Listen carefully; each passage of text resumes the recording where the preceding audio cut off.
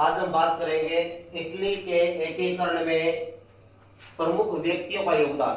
कल हमने बात की थी संगठनों की, तो संगठनों में हमने यंग इटली और कार्बोनरी नाम के दो संगठनों के बारे में विस्तार से चर्चा की थी।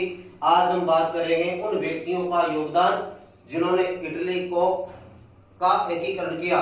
तो इसमें सबसे पहले हम काबूर का नाम आता है। तो काबूर ने इटली के एकीकरण में अपना अहम योगदान दिया। काबूर का मानना था कि पिंडमांट सार्डिनिया इटली के एकीकरण में समर्थ है, यानी पिंडमांट सार्डिनिया है वो ही इटली का एकीकरण कर सकता है। और दूसरा, काबूर का मानना था कि इटली के एकीकरण में जो सबसे बड़ी बाधा है वह ऑस्ट्रिया है। ऑस्ट्रिया नहीं चाहता कि इटली का एकीकरण हो, और काबूर यह चाहता था कि ऑस्ट्रिया को विदेशी सहायता या सहयोग प्राप्त होने से रोकना आवश्यक है। काबूर यथार्थवादी व्यवहारिक राजनीति में विश्वास करता था। यह आपको याद रखना है, काबूर यथार्थवादी व्यवहारिक राजनीति में विश्वास करता था। काबूर इटली के प्रश्न पर अंतरराष्ट्रीयकरण करना चाहता था ताकि विदेशी सहयोग में मदद मिल सके। यानी काबूर का मानना था कि इटली का जो विभाजन है या उसको एकीकरण के जो बाधक तत्व हैं उनको विश्व के मंच पर उठाया जाए ताकि अन्य विदेशी देशों का सहयोग प्राप्त हो और उनकी सहानुभूति प्राप्त हो। उस समय यूरोप के अंदर दो शक्तियां थी, एक थी फ्रांस और दूसरी थी इंग्लैंड। इंग्लैंड किसी भी यूरोपीय देशों के मामले में हस्तक्षेप नहीं करता था। वह नहीं चाहता था कि कोई भी यूरोपीय देश उससे उचित व्यवहार न करे और उसके मामले में हस्तक्षेप न करे। फ्रांस का शासक था जो इटली के एकीकरण का पक्षधर था, वह चाहता था कि वे इटली का एकीकरण हो। इसी दौरान काबूर ने क्रीमिया की मदद के लिए सेना भेजी, जिससे कि उसने मित्रता और सहानुभूति प्राप्त कर ली। इसका लाभ उसको पेरिस सम्मेलन में हुआ था। पेरिस सम्मेलन हुआ था, उसमें इटली से काबूर ने भाग लिया था और ऑस्ट्रिया के कुछ प्रतिनिधि शामिल हुए थे। तो यह सम्मेलन 1856 ईस्वी में हुआ था। इस सम्मेलन में काबूर ने अंतरराष्ट्रीय मंच पर इटली की जो दुर्दशा है या इटली की जो स्थिति है उसका जिम्मेदार ऑस्ट्रिया को ठहराया। पेरिस सम्मेलन में काबूर ने इटली के प्रश्न पर नैतिक विजय प्राप्त की, अर्थात उस सम्मेलन के अंदर यानी पेरिस सम्मेलन के अंदर अधिकांश देशों ने इटली के एकीकरण में काबूर का समर्थन किया और ऑस्ट्रिया को फटकार लगाई।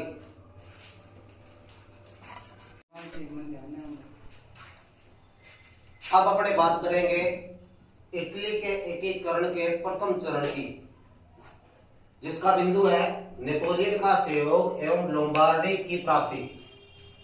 नेपोलियन छुट्टियां मनाने के लिए कोलंबियस गया हुआ था।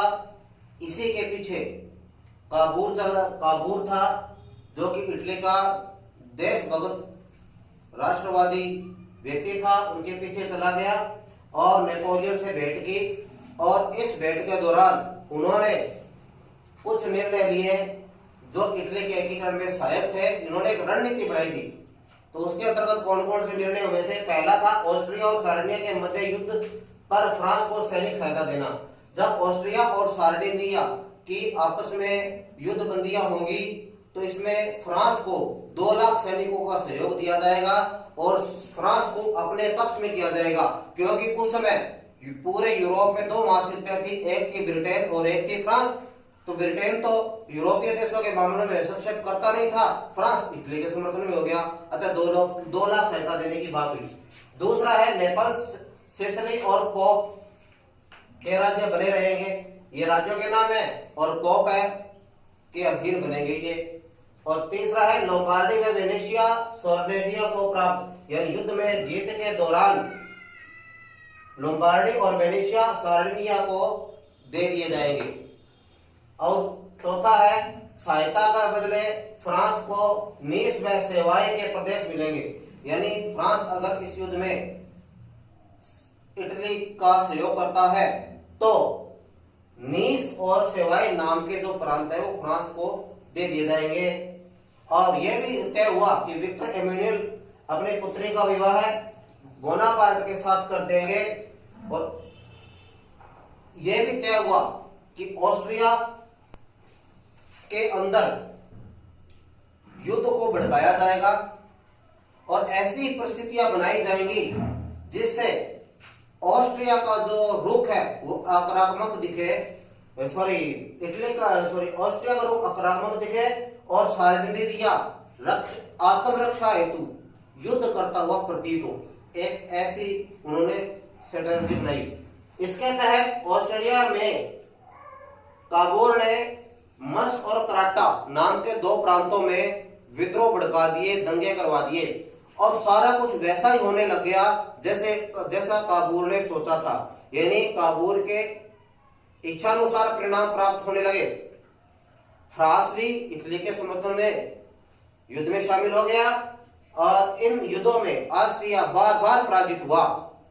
ऑस्ट्रिया के सम्राट जोसेफ ने युद्ध विराम की घोषणा की और जिस पर उन्होंने संधि की और कुछ चीजें थोपी गई जो निम्नलिखित थे, अर्थात युद्ध विराम की संधियां या शर्तें निम्नलिखित थी। नंबर 1, लोम्बार्डी सार्डिनिया को दिया जाएगा, वेनेशिया ऑस्ट्रिया को दिया जाएगा, पर्मा मेलोना और अनस की पुनः स्वतंत्र राज्य स्थापित होंगे और इटली के जो पोप के दिन, इटली के राज्यों का जो एकीकरण हुआ है पोप के दिन होगा। ये भी ध्यान रखना, इटली के राज्यों का एकीकरण किसके अधीन स्वीकार किया गया था, तो पोप है वो। ये ध्यान रखना, छोटे प्रश्न में पूछा जा सकता है। इस संधि के तहत इटली और काबूल, इटली के जो निवासी थे उनको अपमानजनक संधि महसूस हुई और काबूल को भी ये संधि है वो निराशाजनक लगी। अतः काबूल ने त्याग पत्र दे दिया और इसी दौरान विक्टर एमेनुएल ने ऑस्ट्रिया और फ्रांस के साथ मिलकर के 10 नवंबर 1859 को, यह तारीख आपने याद रखनी है, 10 नवंबर 1859 को ज्यूरिख की संधि हुई थी। ज्यूरिख की संधि कब हुई थी, ये दिनांक, जो भी मैं अनावश्यक सन लिखता नहीं हूँ, जो भी सन लिखता हूँ उसको आप इंपोर्टेंट मान के याद ही करेंगे। इसमें एक ही सन है बस जितने पूरे में, और किताब में 3-4 सन है, लेकिन इंपोर्टेंट सन ही याद करने हैं। 10 नवंबर 1859 को ज्यूरिख की संधि हुई थी और संघर्ष विराम लागू हुआ। इसके तहत युद्धबंदियां लागू हुई और इस प्रकार इटली के एकीकरण का प्रथम चरण पूरा हुआ। अब हम बात करेंगे मध्य इटली का विलय, अर्थात इटली के दूसरे एकीकरण के बारे में बात करेंगे। युद्ध की समाप्ति हुई, वैसे ही मध्य इटली के राज्यों ने विद्रोह कर दिया क्योंकि वे इटली में सम्मिलित होना चाहते थे। इसमें आपको कोई सन वगैरह याद नहीं करना है, ये ठीक है। इंग्लैंड की हस्तक्षेप की नीति थी, उसका मानना था कि वह किसी भी यूरोपीय देश के मामलों में बीच में नहीं आएगा, लेकिन वह इटली से सहानुभूति रखता था। इटली के एकीकरण के प्रति उसका विचार इटली के पक्ष में था, जिसने इटली को एकीकृत होने में सहयोग किया। ऑस्ट्रिया और ज्यूरिख की संधि के तहत ऑस्ट्रिया यह चाहता था कि ज्यूरिख की संधि के तहत पुराने शासक पुनः स्थापित हों। जो ऑस्ट्रिया के समर्थक थे, काबूल ने फ्रांस को कुछ क्षेत्र देकर के अपने पक्ष में मिला लिया। इसी दौरान वहां जन्म संग्रह कराया गया। जन्म संग्रह के पक्ष में इंग्लैंड था। इंग्लैंड और फ्रांस उस समय की शक्तियां थी जो इटली के एकीकरण के पक्ष में थी। इसे के साथ इटली के द्वितीय चरण का काम पूरा हुआ, यानी आप यूं कहे मध्य इटली का विलय अर्थात द्वितीय चरण मान लो इसको। अब हम बात करेंगे गैरिबल्डी, नेपल्स और सिसिली का विलय। गैरिबल्डी एक व्यक्ति का नाम है, नेपल्स और सिसिली 2 राज्य थे। आप इसको यूं कहे तो इटली के एकीकरण का तीसरा चरण। जोसेफ गैरिबाल्डी का जन्म 1807 ईस्वी में नीस नगर में हुआ था और वह पढ़ने लिखने की प्रवृत्ति का नहीं था, बल्कि वह साहसिक प्रवृत्ति का व्यक्ति था। पढ़ाई लिखाई में उसका मन नहीं था।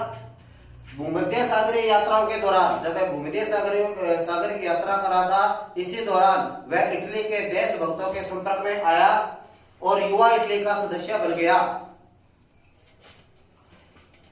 और उसने नौसेना का में विद्रोह करवाया, जिसके कारण उसको मृत्युदंड की सजा मिली। लेकिन वह वहां से भाग गया और लाल कुर्ते नामक देशभक्तों का एक संगठन बनाया।